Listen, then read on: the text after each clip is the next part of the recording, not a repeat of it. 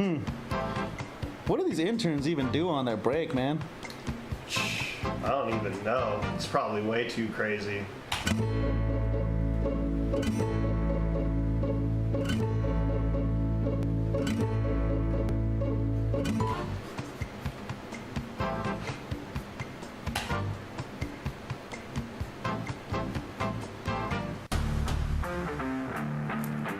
Football's back right here on Proview Sports Network. All the best rivalries, all the best action, every game on Proview Sports Network, Comcast 26, and the game of the week on My 50 TV.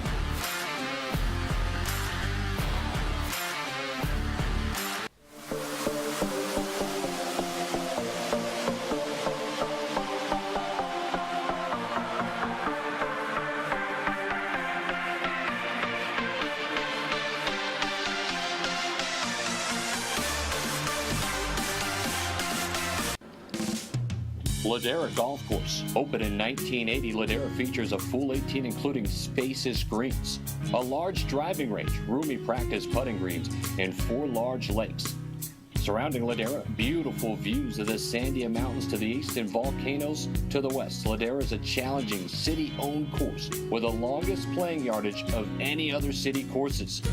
For weekend tee times and more information, call 505-836-4449. Car Crafters, proud supporter of Proview Sports Network. Are you sure we're supposed to be doing this? Don't worry, I've watched him do it 1,000 times. Come on, what's the worst that could happen? No! Bad dog! Hi, welcome to Car Crafters. What happened? Don't worry, we'll make it like it never happened. Car Crafters, it's like it never happened. Our interns here at Proview Sports Network get pretty competitive. Rivalries are real.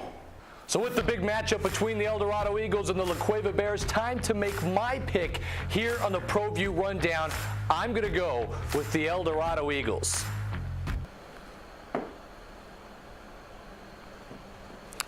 You know what, I'm going to change my decision, and I'm going to go with the La Cueva Bears. They're feeling it. All right, hey, calm down. Guys, you do it every time. This is ridiculous. You know what? I'm going to be in makeup.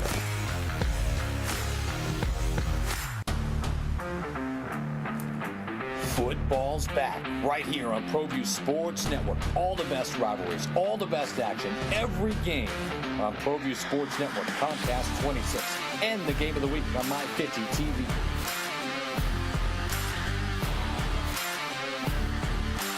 VR Junkies is a virtual reality arcade.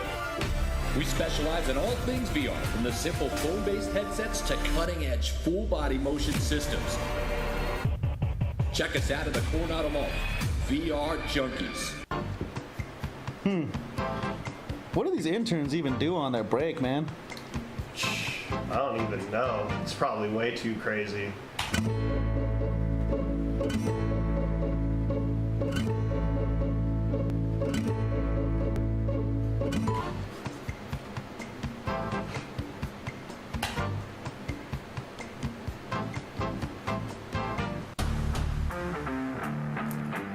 Football's back right here on Proview Sports Network. All the best rivalries, all the best action, every game on Proview Sports Network, Comcast 26, and the game of the week on My 50 TV.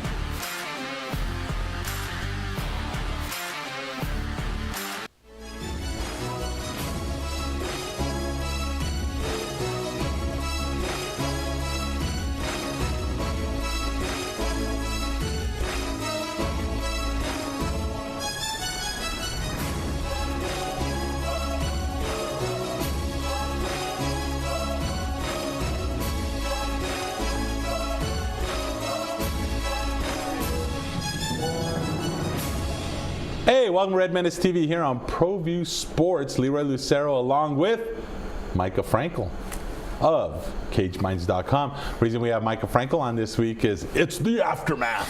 Can we go ahead and, I mean, I want to get like that boxing thing going or MMA thing going. You know, you always have like, it's always got to be titled something like, well, no, MMA doesn't do that, right? Or UFC? MMA doesn't do that. It's boxing. It's boxing. Remember with destruction. With Mayweather Pacquiao, it was the fight of the century. Yeah. Now this is the biggest fight of all time, was what we were led to believe. Right. So they kind of build it up like this. Now after, you know, basically from the bomb that was landed throughout most of it, because I mean, you could say 80 to 90% of that event flopped. I mean, people are just talking about how bad the prelims were, how bad the pace was. Let's not forget about the bundle of lawsuits going towards Showtime pay-per-view for all the failed streams. You have UFC Fight Pass, and I mean, let's give them a hand. At least they did fail. People could not order the pay-per-view, but they are making it right, and they are giving back $100 refunds. So at least they're able to make it right, but it's still disappointing, the idiocracy that it was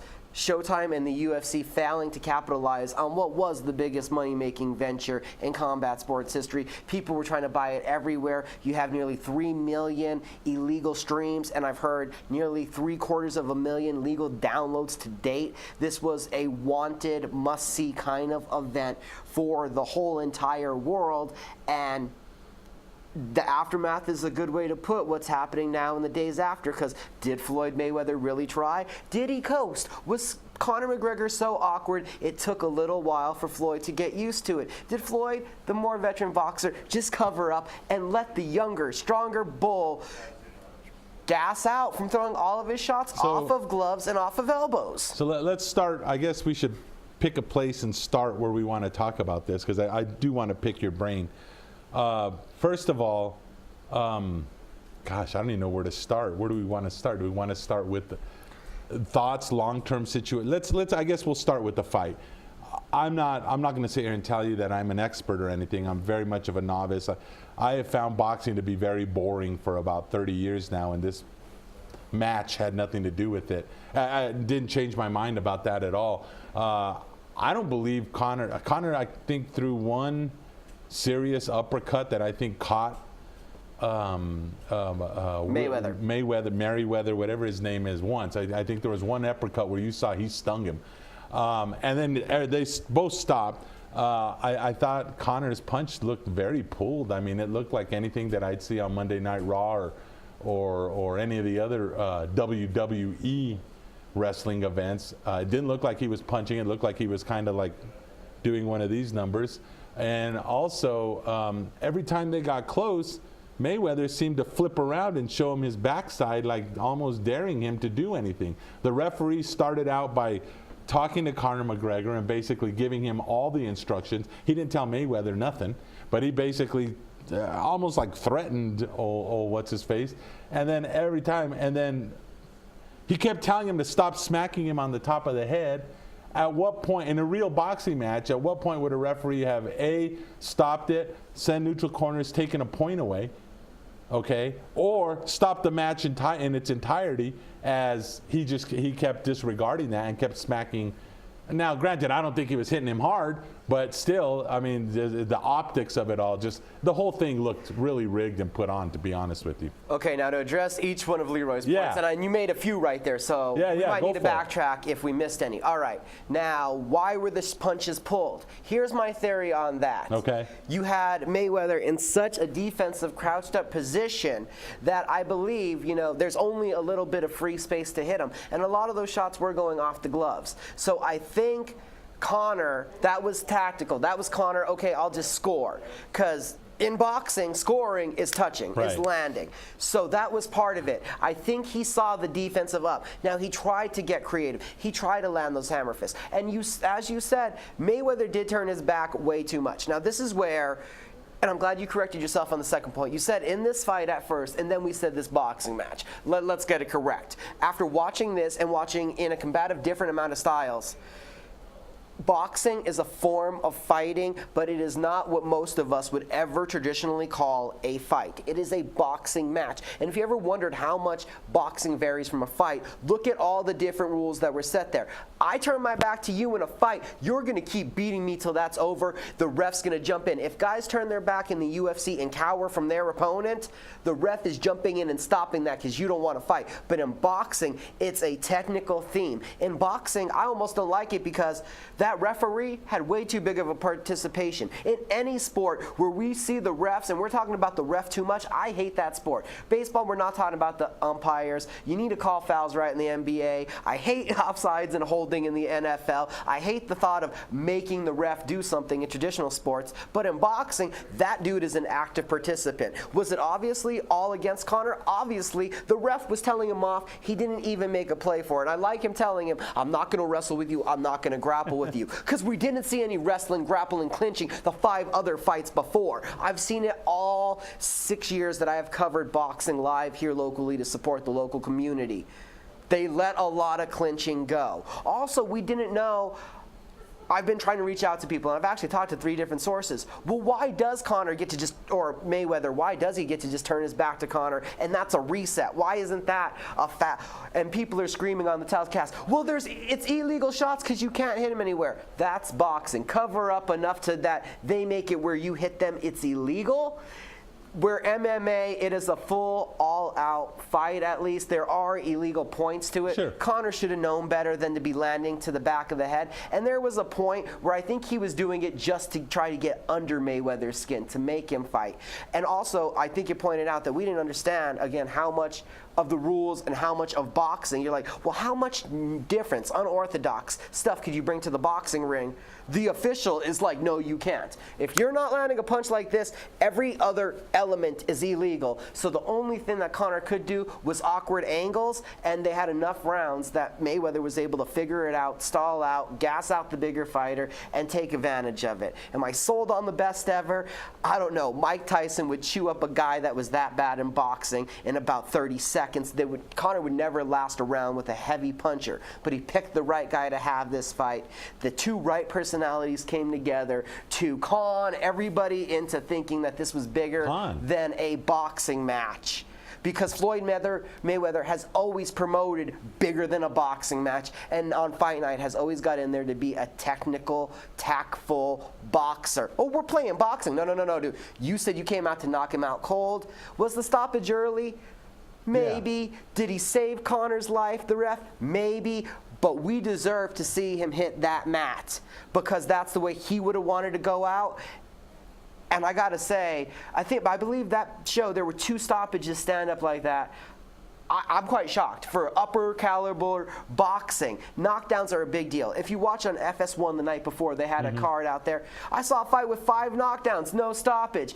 Some dudes are getting stopped without ever touching the mat. The ref controls everything in that ring. The judges get their input after the fight is over. But what you learn about boxing from this event is that ref is ultimately in control of everything, and there is a loose definition of the rules that he needs to assert depending on how he feels he wants to ref that night. So, and this is what I wanted to ask you this as well. I don't think Mayweather knocked him out. I just think he just ran, Conor just ran out of steam. He had nothing left, and he took a couple of pillow punches is what it looked like, and just kind of like, I can't defend. It's not that he couldn't defend himself. He couldn't pick his arms up anymore. He punched himself out. And also, Paulie Malignaggi on the telecast said Conor ran out of gas and Floyd put it on him for a minute. If you actually go back and watch the fight, and it's flying around everywhere online now, people. Sure. If you want to, you can go back and look at that 10th round. He gets stopped 1 minute and 5 seconds into the 10th round, and it was a 25-second flurry. Did Mayweather land? Was Conor falling on the ropes? Yeah, but there was no standing 8 count. No. There was no time for him to recover. I don't understand why it was stopped so quickly, but the only thing that you could assume was that it was going to go worse for Conor. Conor said that he kind of has this fatigue problem, that in sparring he even had it, and he was able to fight through it. He wasn't given that ability, but whatever. Everybody had already paid for the fight by then.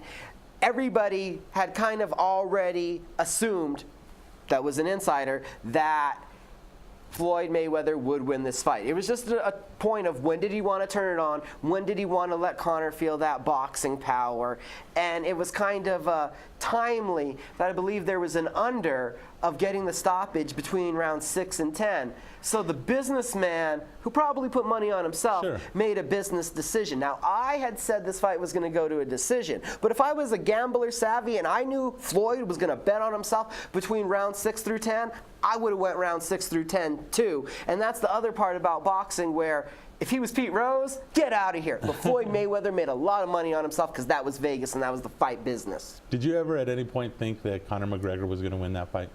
Even in the first couple of rounds? No, I thought, okay, no. Did I think he was going to win this fight? That he could have won the fight, I guess. In the 7th round, when things were starting to get chippy in the 6th, and Conor was still hanging around in there, and those first 5 rounds, it was like, I think he won 3 of them. I was like, if Floyd doesn't turn it on, if he's 40 years old and he is that tired and he's just over it, if he doesn't turn it on, the judges may have no choice but to give this decision to Conor. Now, we found out afterwards that the judges did not see what any of us saw. Really? What? I didn't see that part. Okay, so what did they say? as far as... Because I had it scored, and once again, I'm not playing expert, just looking at seeing who was more active in the ring, who actually landed a couple of, I guess, punches. I had McGregor winning the first 3 rounds by far. Okay, so Sherdog, another mixed martial arts and combat sports forum, they had 3 individual judges. Their judges, one had Conor winning the first 3 rounds, and the one had him winning the first 4, and another one had him winning the first 5. Okay. The real judges in Vegas now, the guys that know boxing, one gave him 3 rounds, and the other 2 only gave him the first round. Really? Every round was Floyd's after that. You cannot tell me that Floyd won the 2nd and the 3rd rounds. It is better that the fight ended in stoppage because the scores would have been so egregious there would have been a riot. Yeah, then you're probably right. And the stoppage, I don't know.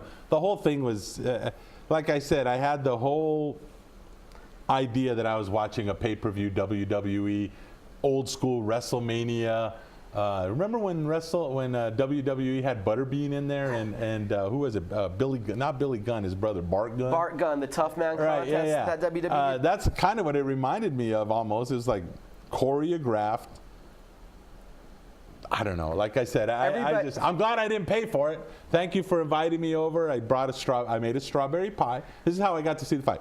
Made a nice little strawberry pie. And we went to a friend's house, and they said, just bring something. I said, here's a strawberry pie. We'll sit and watch the fight. I got to see that one weird cat come out with the Smurf uniform. Didn't understand what that was all about. There was one good fight. That was Jack. Thank you. That fight was worth kind of looking at. I would have no, because I don't really watch boxing. So, anyway. Boxing lost on the night because they had an ask opportunity to captivate an audience, to captivate the masses, to tell the world again why boxing matters. And people want to say, is boxing alive? Is boxing dead? Look at how much money boxing made that night.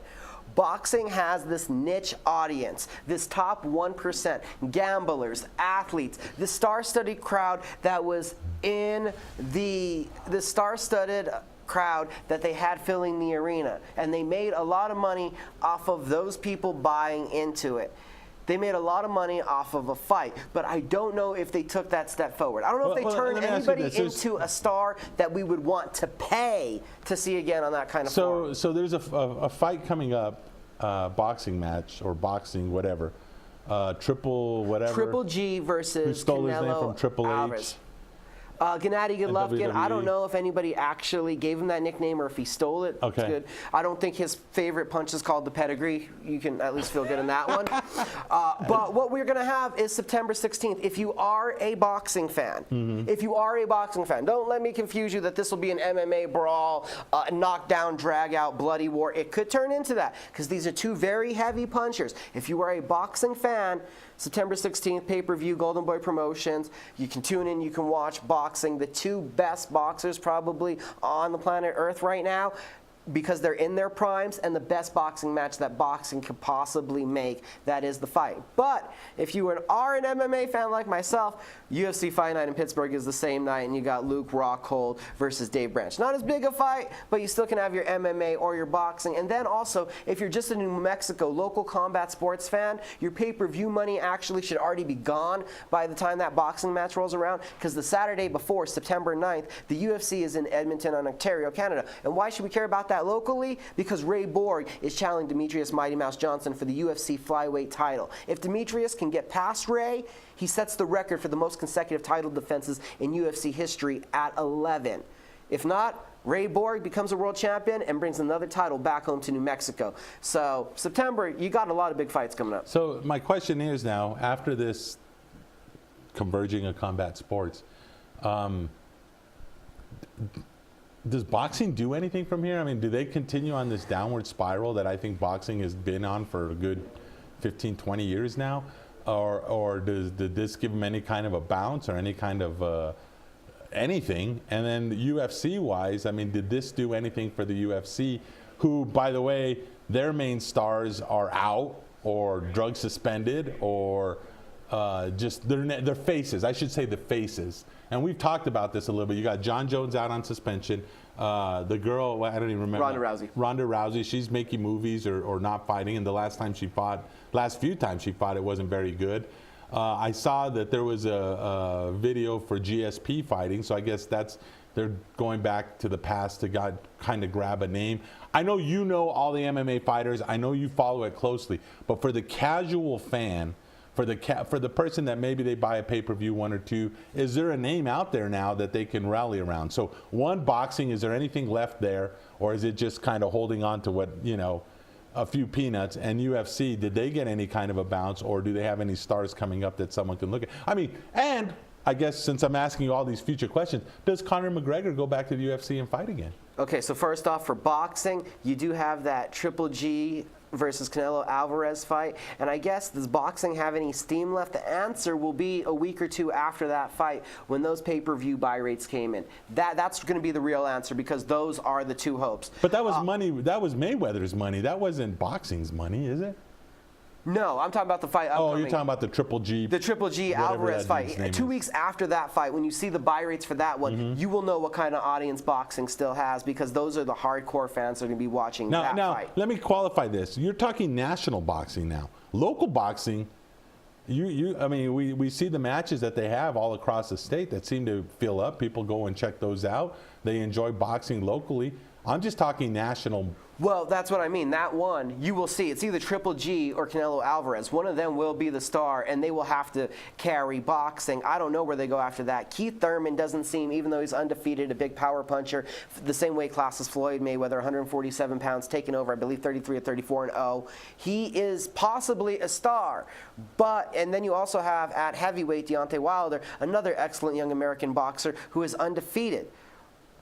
But I can't tell you that good fighters make superstars, because Floyd Mayweather's mouth made him a superstar. Sure. Conor McGregor's mouth made him a superstar. Because if it was only about what you did inside of this field of combat sports, I can tell you that Max Holloway has won 10 fights in a row and disgustingly dissected Jose Aldo and has just beat down everybody he's fought lately since Conor McGregor was forced to wrestle him into a decision win. And when McGregor has to wrestle somebody, you understand how dangerous of a striker they are. That young Hawaiian has a big fan base in Hawaii at home. Does that translate here? It hasn't for buy rates, so he's not a star. I love him. I'll watch him fight all day. Robert Whittaker is a knockout artist. 7 fights in a row. Has destroyed veterans. Gegard Mousasi, Ronaldo Jacare Souza, and even Yoel Romero. The guy has phenomenal fighting ability. But did UFC 213 do big numbers? No. So if you're asking me, is there a fighter that is worth watching? There are plenty of them that are magnificent, fantastic. But that's not what you want. Because if you wanted boxing and wanted to watch real boxing, you'd care more about Triple G Canelo than you did Mayweather McGregor. If you wanted a star in the UFC who is a talented fighter, there are tons of them that are still MMA fighters competing in the MMA realm, and not Conor McGregor, just money hunting. But what you want is a captivating personality star. In the 80s, people wanted Hulk Hogan. They wanted to feel that America. Our culture has evolved to where these trash-talking jokesters, that is what gets buy rates. That is what gets social media views. That is what gets trends. And that's what we're talking about. Not when is the next personality coming around, but when is the next Jackanini that the masses find interesting. Awesome. Tell you what, why don't we go and take a quick break? We'll come back with Red Menace. Hey, speaking of Red Menace, guess what's going to happen this Saturday? There's actually a football game to go and watch. So we're going to go check out some Lobo football. We'll talk a little bit as the 2 deep rosters came out. Also, don't forget here on Proview Sports all weekend long, you got Yaffle and high school sports that you can watch and check out. We had some great games this opening weekend, and we'll be back right after this on Red Menace TV.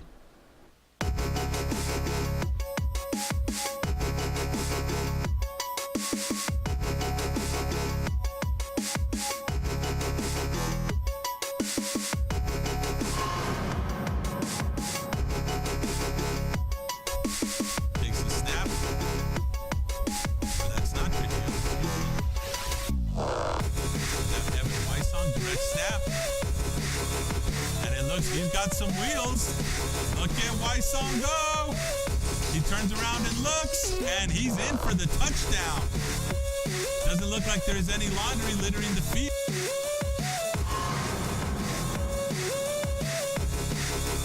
Teams looking gray and Island in color rush, do we say, in all yellow.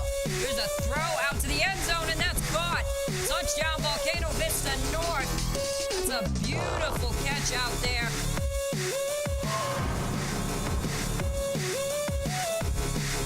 There you have it. Nice long throw, and it's going to be out of bounds.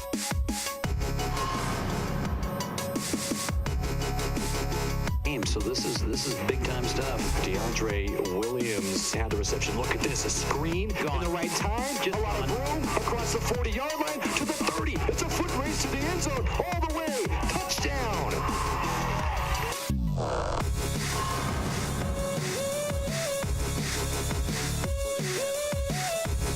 For the state champs, they're going to be victorious here on opening night.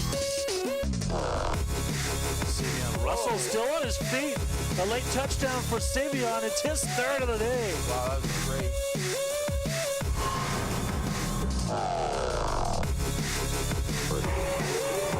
So, Glacier, he's got plenty of time. Glacier rolling, now firing. Nice. That's complete. And there's some more. A block in the 10, to the 5, diving to the end zone, touchdown.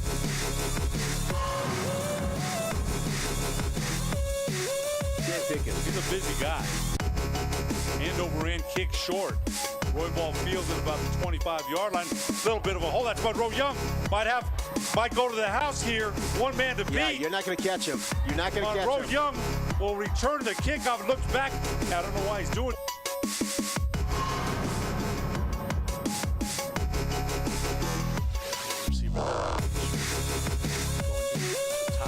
Look at that separation. One and oh, he brought it in.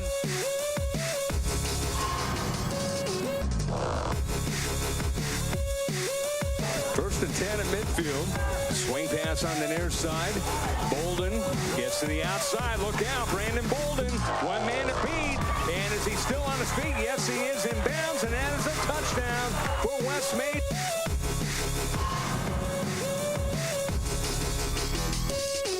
And he's that's a midline option again, and a nice play there by Hayden, and he can go all the way. Is he going to get there? Touchdown, Sandy. Looking for some exhilarating fun? It's at All Out Zone. All Out Zone showcases Nerf Dart tag games from team elimination battles to human versus zombies, pitting two teams against each other in fun, organized chaos with trained referees, music, and a full arsenal of Nerf blasters. You need team parties, birthday parties. We can customize the party to fit your needs. Visit us at the Coronado Mall.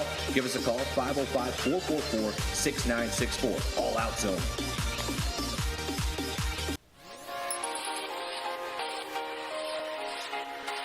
Folks, there's no other way but to be all in. Either he's Lord of all or he is not Lord at all. And you can experience the real and authentic, true life change that only God can provide to humanity. See, when we truly encounter Jesus and purpose to know him and follow his teachings, hashtag life change will occur.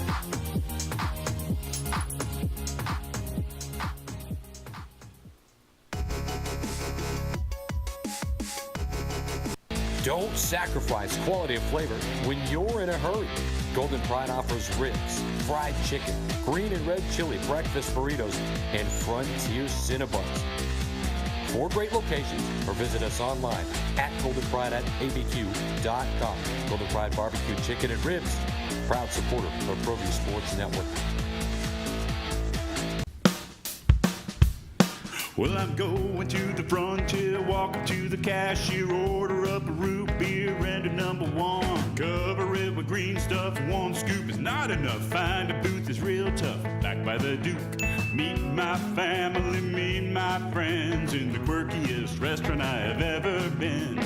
All of Albuquerque's favorite spot, it's the Frontier Restaurant. The Frontier Restaurant is a proud supporter of Proview Sports Network. Hey everyone, Adam Deal here with Proview Networks. Extreme Clean is a proud sponsor and supporter of Proview Networks and all high school sports athletics. Owner Mike McLean and Extreme Clean specialize in carpet cleaning for apartment, realty, business, and residential clients. With over 20 years experience, attention to detail and quality customer service matters. For more information, give them a call, 505-221-6440, Extreme Clean. Sadie's is a proud supporter of New Mexico high school sports and athletics, and we here at Proview Networks would like to thank Sadie's for their continued support in helping us bring you all of your New Mexico high school sports coverage. Our interns here at Proview Sports Network get pretty competitive. Rivalries are real.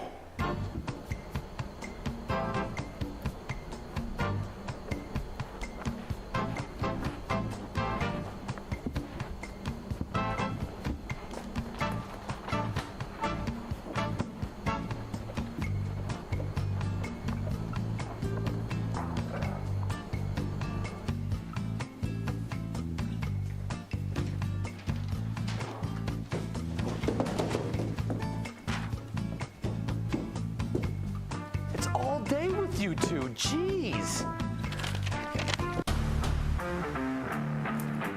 Football's back right here on Proview Sports Network. All the best rivalries, all the best action, every game on Proview Sports Network, Comcast 26, and the game of the week on My 50 TV.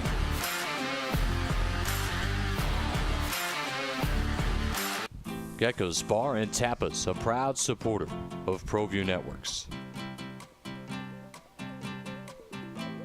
It's been a fan favorite spot for food lovers and sports fans. With not one, but two great locations, including outdoor patio, an atmosphere you won't want to miss. Gecko's, off Academy and in Nob Hill.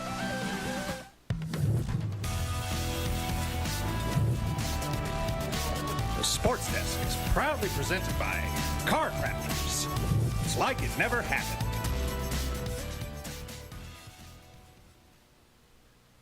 Garden Sort's Team Sales is a proud supporter of Proview Sports Network. Get into the game.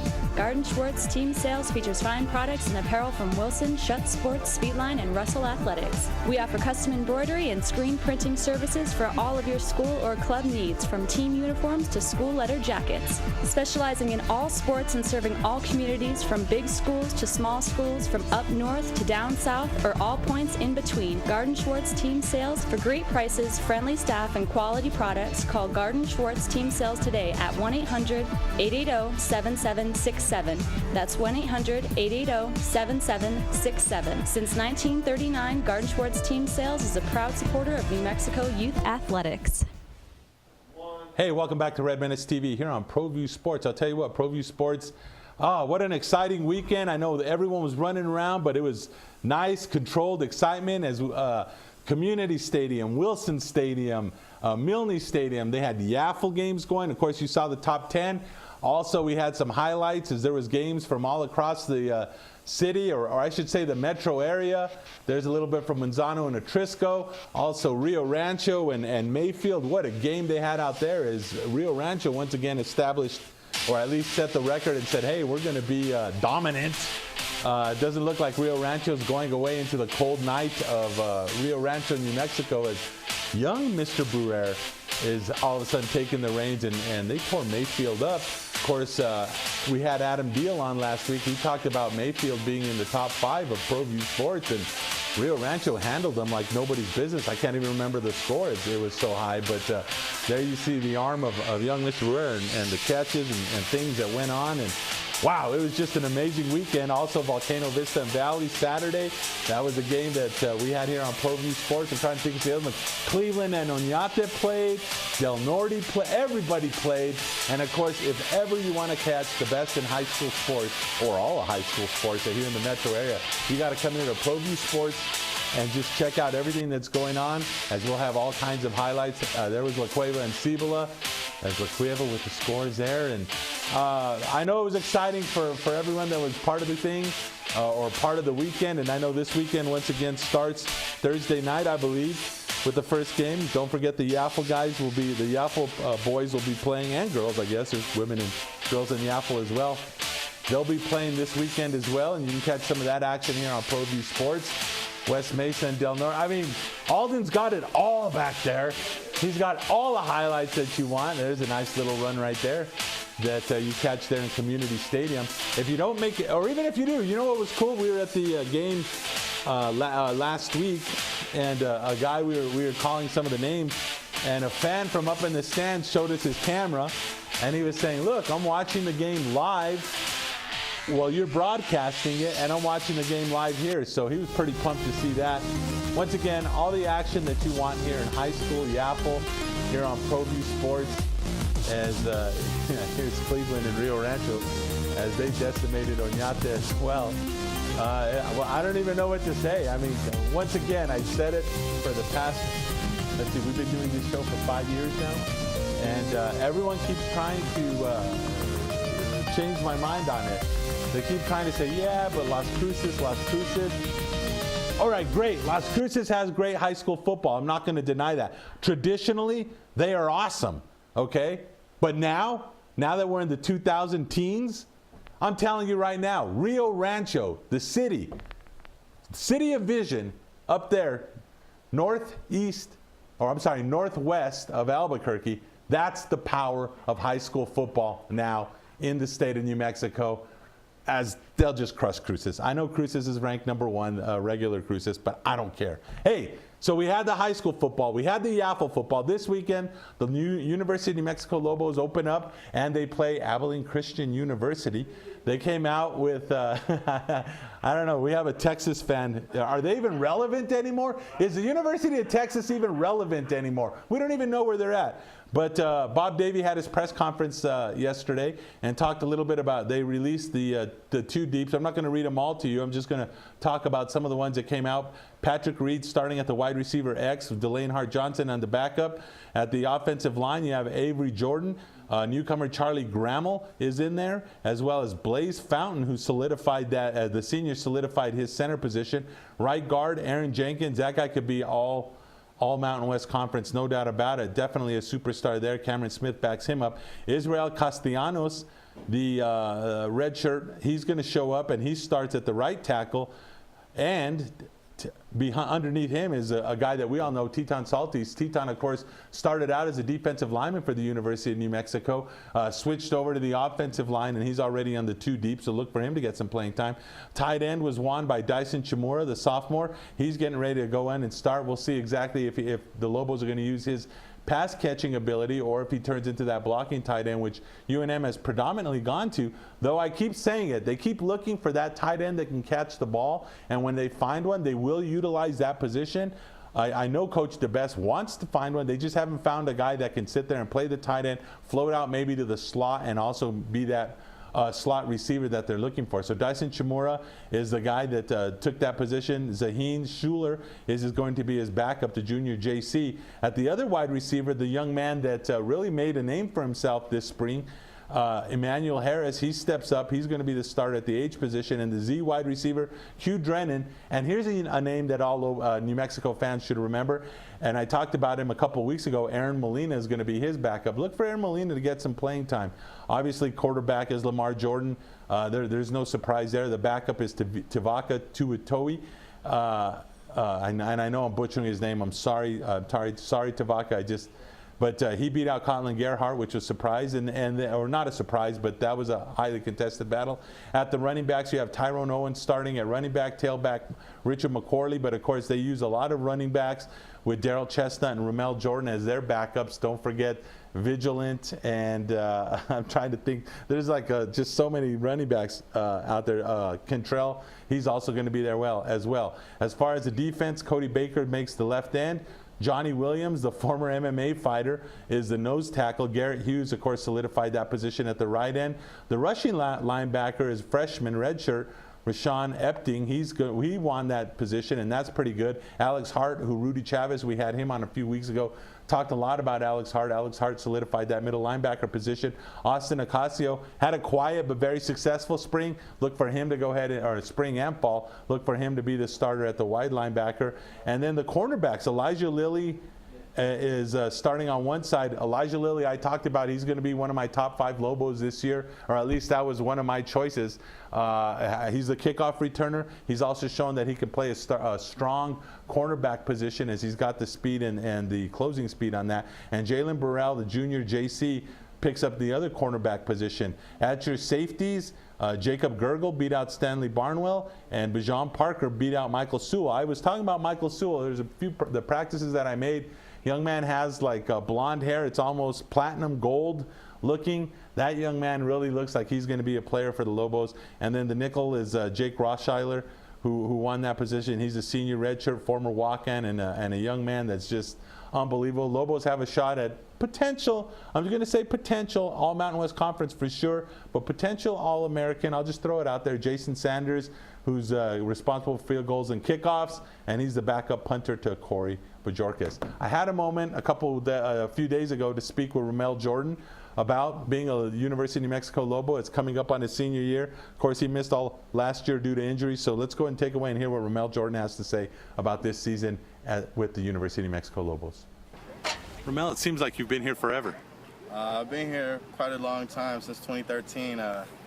Going on my last year right now. It's kind of crazy.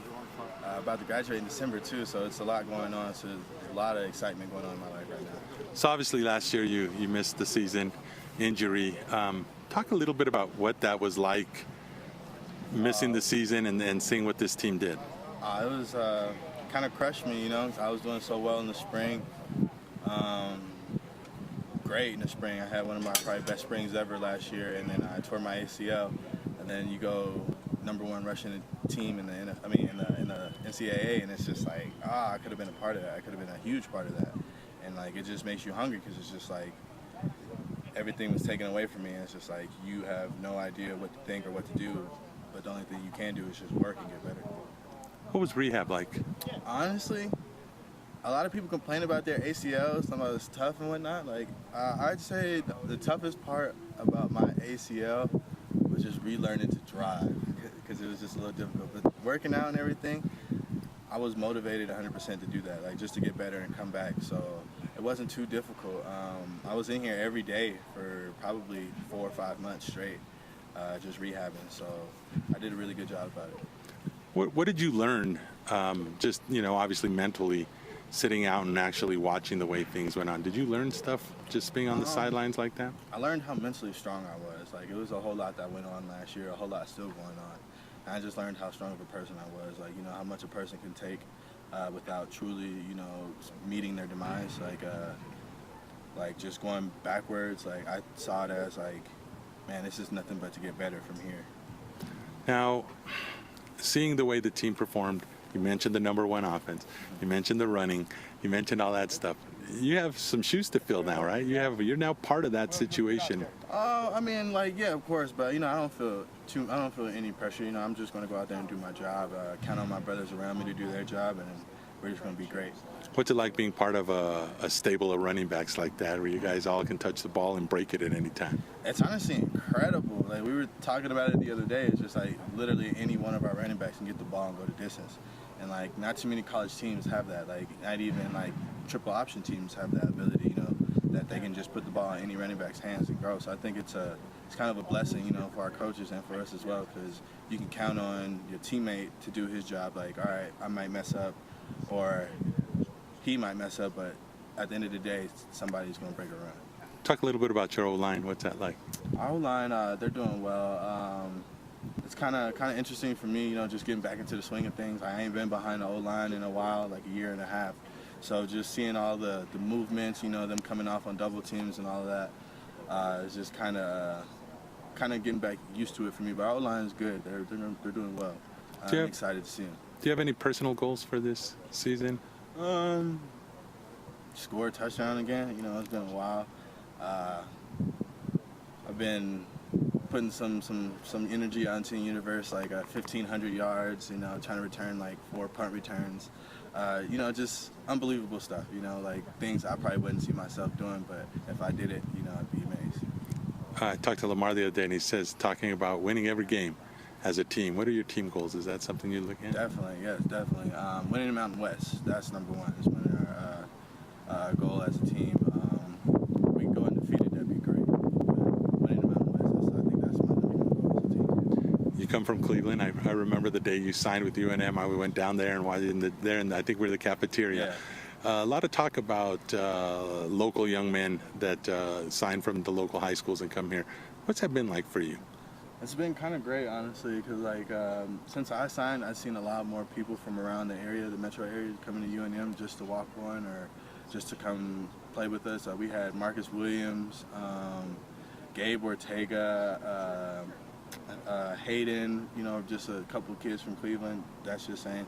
But we got kids from all around, you know, La Cueva, El Dorado, and I love it, honestly. Cibola, because it's just like, see everybody you played against in high school, and it's like now we're all out here in college representing our home state, going to go play other people. So I think I love it. It's great.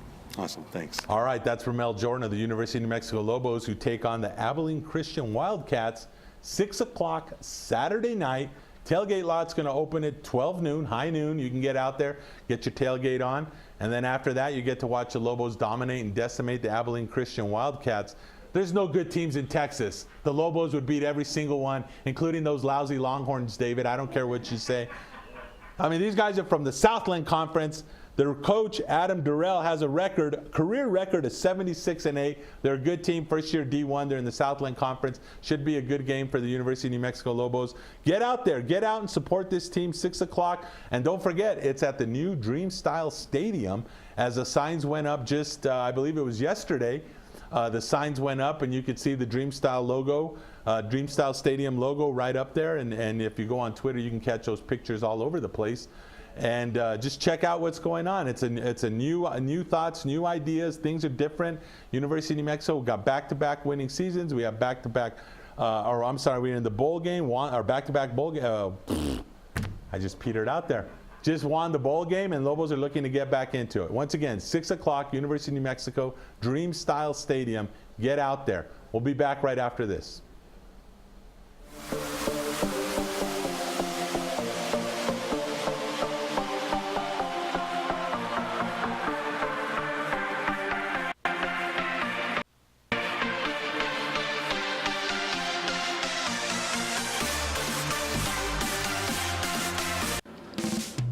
Ladera Golf Course. Open in 1980, Ladera features a full 18 including spacious greens, a large driving range, roomy practice putting greens, and 4 large lakes. Surrounding Ladera, beautiful views of the Sandia Mountains to the east and volcanoes to the west. Ladera is a challenging city-owned course with the longest playing yardage of any other city courses. For weekend tee times and more information, call 505-836-4449. Car Crafters, proud supporter of Proview Sports Network. Are you sure we're supposed to be doing this? Don't worry, I've watched him do it 1,000 times. Come on, what's the worst that can happen? No! Bad dog! Hi, welcome to Car Crafters. What happened? Don't worry, we'll make it like it never happened. Car Crafters, it's like it never happened. Our interns here at Proview Sports Network get pretty competitive. Rivalries are real. So with the big matchup between the El Dorado Eagles and the La Cueva Bears, time to make my pick here on the ProView Rundown. I'm going to go with the El Dorado Eagles.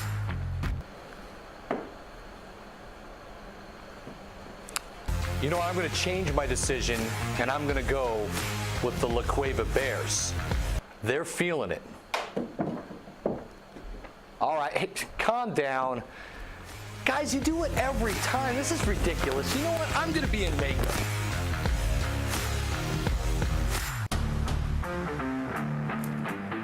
Football's back right here on Proview Sports Network. All the best rivalries, all the best action, every game on Proview Sports Network, Comcast 26, and the game of the week on My 50 TV.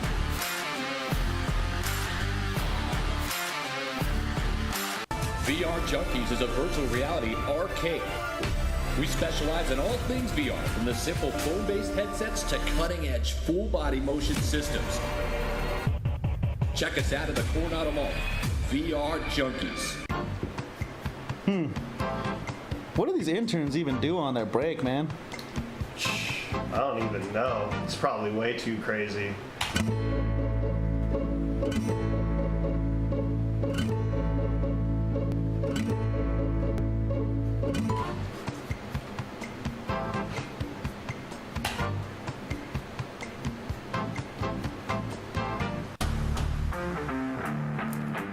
Football's back right here on Proview Sports Network. All the best rivalries, all the best action, every game on Proview Sports Network, Comcast 26, and the game of the week on My 50 TV.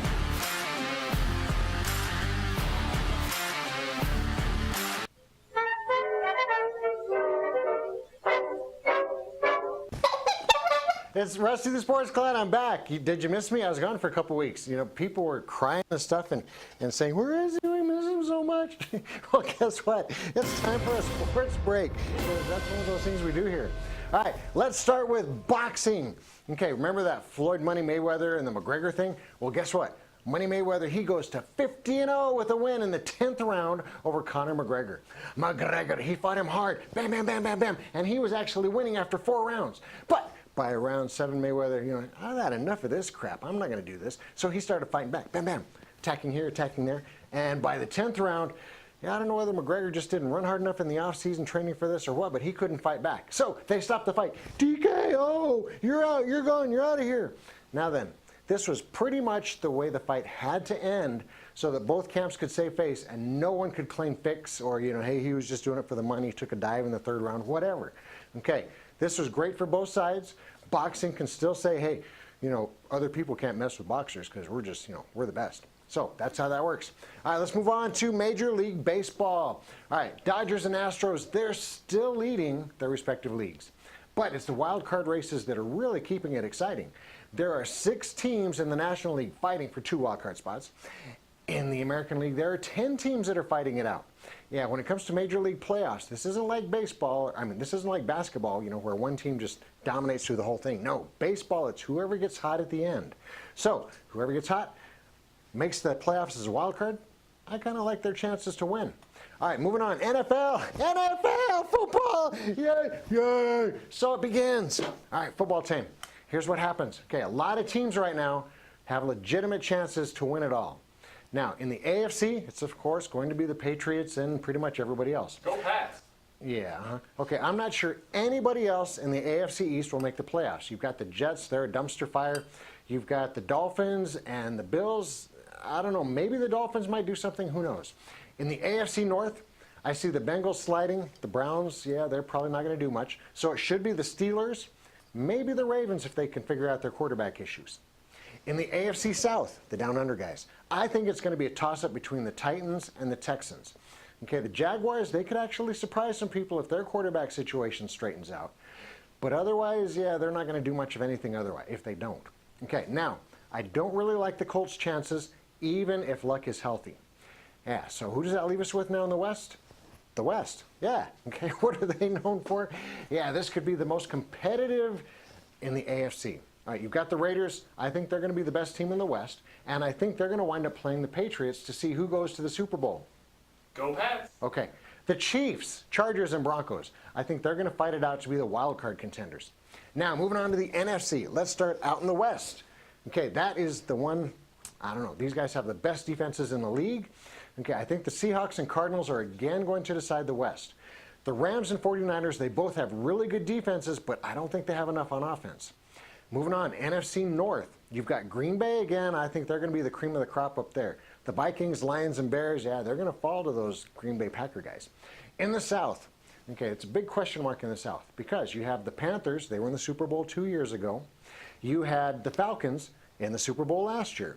Now, the Buccaneers, they keep getting better. And the Saints with Drew Brees, they're always tough. Go Saints. Now, Madden 18, okay, that's a brand new Madden NFL game that just came out. They've got the Saints in the Super Bowl.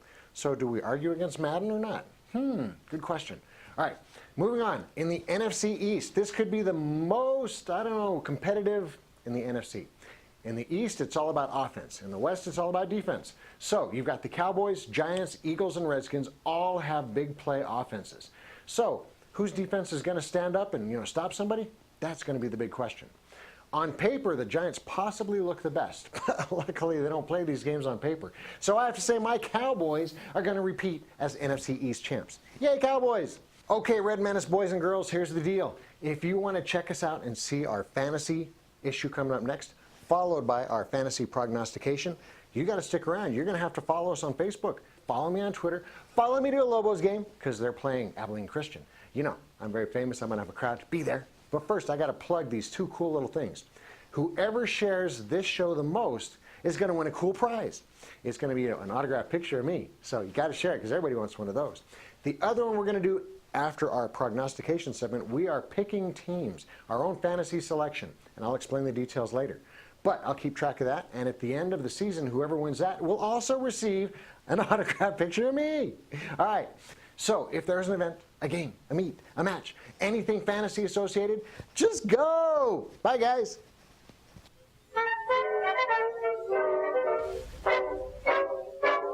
Welcome back to Red Menace TV. Rusty the Sports Con. He has his own contest. We don't even have a contest.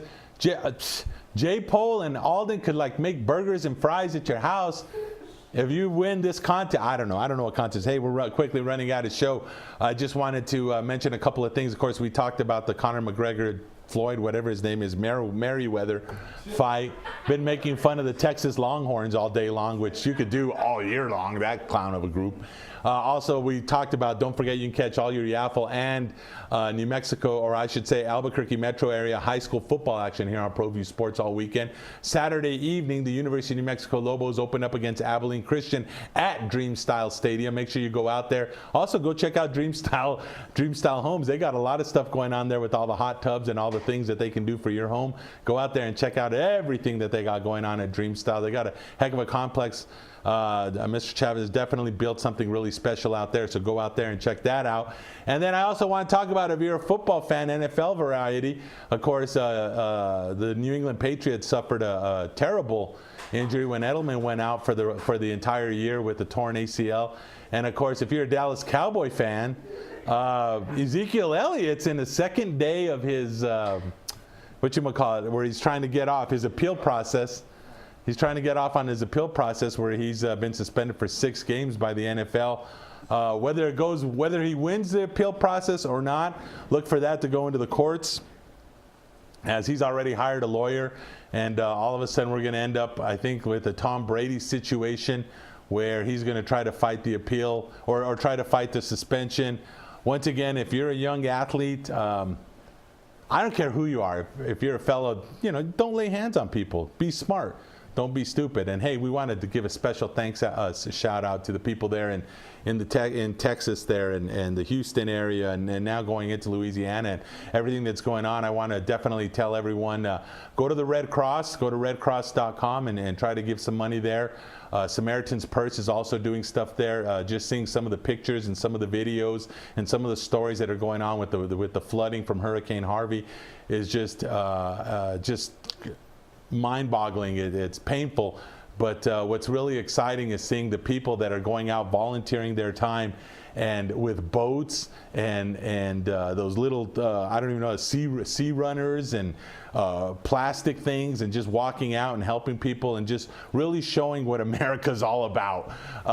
Just seeing, I mean, props to the. I know I was making fun of the Longhorns, but they're up in Texas, so we don't pay attention to them. But the people down there in South Texas, heroes, superstars, what those people are doing, saving those people. You can do your part by going to redcross.com and giving some money there. I think they have a text deal as well that you can look at.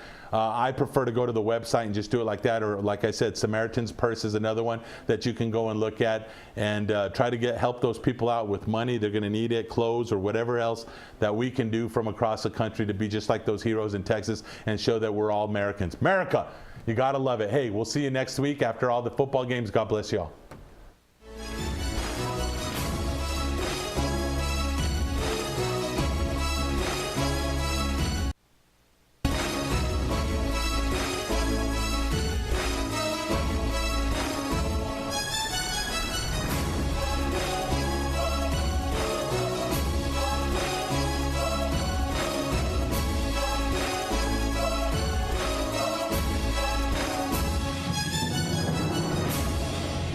Looking for some exhilarating fun? It's at All Out Zone. All Out Zone showcases Nerf dart tag games from team elimination battles to human versus zombies, pitting two teams against each other in fun, organized chaos with trained referees, music, and a full arsenal of Nerf blasters. You need team parties, birthday parties. We can customize the party to fit your needs. Visit us at the Coronado Mall.